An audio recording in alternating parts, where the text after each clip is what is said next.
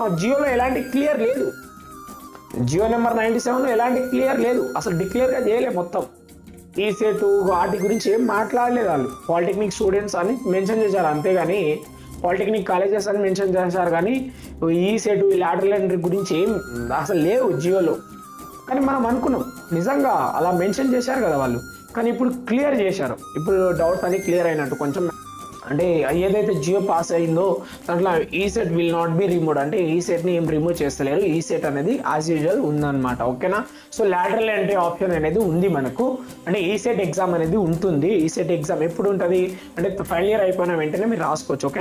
ఓకేనా. సో ఈ set exam అనేది ఉంటుంది అండ్ లాటరల్ ఎంట్రీ ఆప్షన్ కూడా ఉంటుంది. అండ్ బీటెక్ సెకండ్ ఇయర్లో మీరు వెళ్ళొచ్చు అని సో వివేక్ అని ఒక ఉన్నారు కదా మంత్రి, మినిస్టర్ వివేక్ మాట్లాడడం జరిగింది న్యూస్లో. ఇందాక ఒక లైవ్ స్ట్రీమ్లో పెట్టారు వాళ్ళు.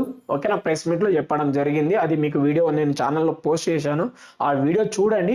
అండ్ దాంట్లో చాలా మెయిన్ పాయింట్స్ ఎక్స్ప్లెయిన్ చేశారు.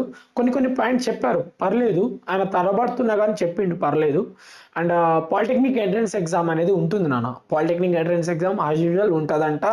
అండ్ డిప్లొమా స్టూడెంట్స్కి అన్ని యాజ్ యూజువల్ ఉంటుంది. ఎస్బిటెట్ అనేది ఉంటుంది.